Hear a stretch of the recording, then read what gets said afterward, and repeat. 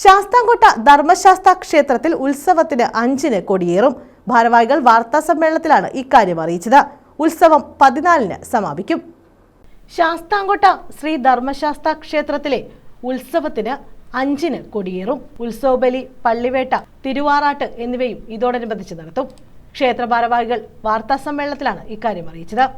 തൃക്കോടിയേറ്റ് കഴിഞ്ഞിട്ടാണ് ശ്രീഭൂതബലി എഴുന്നള്ളത്ത് ആരംഭിച്ചത്. അങ്ങനെ നമ്മുടെ ഉത്സവം 10 ദിവസം മാർച്ച് 14-ന് തിരു ആറാട്ടോടുകൂടി സമാപിക്കുന്നതാണ് നമ്മുടെ ഉത്സവം.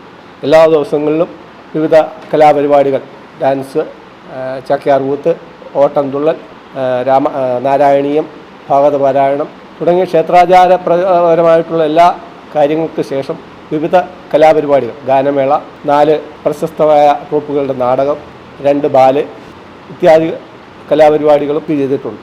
കഥകളി, കോളേജ് ദേവസ്വം ബോർഡ് കോളേജിൻ്റെ വകയായിട്ട് 7ാം ഉത്സവ ദിവസം കഥകളിയുണ്ട്. ഇത്തവണ പതിവിന് വിപരീതമായി 2 ദിവസമാണ് ഉത്സവബലി ഉള്ളത്. 7ാം ഉത്സവ ദിവസം ഒരു നേർച്ച ഉത്സവബലി, 8ാം ഉത്സവ ദിവസം ദേവസ്വം ബോർഡിൻ്റെ വകയായിട്ടുള്ള ക്ഷേത്രാചാരപ്രകാരമുള്ള ഉത്സവബലിയും നടത്തും. ഉത്സവബലിയോട് അതുപോലെ തന്നെ 2ാം ഉത്സവം മുതൽ അന്നദാനം എല്ലാ ദിവസവും കഞ്ഞിസദ്യയും, 2ാം ഉത്സവ ദിവസം സമൂഹ സദ്യയും, 6ാം ഉത്സവത്തിനും സമൂഹ സദ്യയും. മാർച്ച് 14-നാണ് ഉത്സവം സമാപിക്കുന്നത്.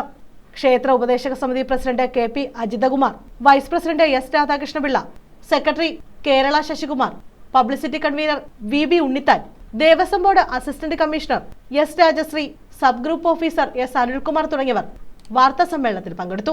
ഈ ഉപദേശക സമിതിയുടെ നേതൃത്വത്തിലാണ് ഇവിടെ ക്ഷേത്രത്തിൻ്റെ ഉത്സവ നടപടികൾ നടത്തിക്കൊണ്ടിരിക്കുന്നത്. ഇപ്പോൾ പ്രസിഡന്റ് പറഞ്ഞതുപോലെ നമ്മുടെ തിരുവാഭരണ ഘോഷയാത്ര കരുനാഗപ്പള്ളി ക്ഷേത്രത്തിൽ നിന്നും നമ്മൾ ഉപദേശക സമിതി സ്വീകരിച്ച് അത് വെട്ടിക്കോട്ട് ക്ഷേത്രത്തിൽ കൊണ്ടുവന്ന് അവിടുന്ന് വലിയൊരു ബാലികാബാലകന്മാരുടെയും അമ്മമാരുടെയും ഭക്തജനങ്ങളുടെയൊക്കെ വളരെ അപൂർവമായ തിരക്കോടുകൂടിയാണ് ഇത് ഇവിടെ കൊണ്ടുവന്ന് എത്തിക്കുന്നത്. അത് ക്ഷേത്രത്തിൽ എത്തിച്ചേരുമ്പോൾ തന്നെ നമ്മുടെ ക്ഷേത്ര തന്ത്രിയുടെ നേതൃത്വത്തിൽ ആചാര അനുഷ്ഠാനങ്ങൾ തുടങ്ങുകയും ഈ ആചാര അനുഷ്ഠാനങ്ങളുടെ ഭാഗമായി കൃത്യം 7-നും 8-നും അകമുള്ള ശുഭമുഹൂർത്തത്തിൽ ക്ഷേത്രത്തിലെ കൊടിയേറ്റ് ആരംഭിക്കുന്നതും മറ്റുള്ള പരിപാടികൾ അതിനുശേഷം തുടങ്ങുകയുമാണ്.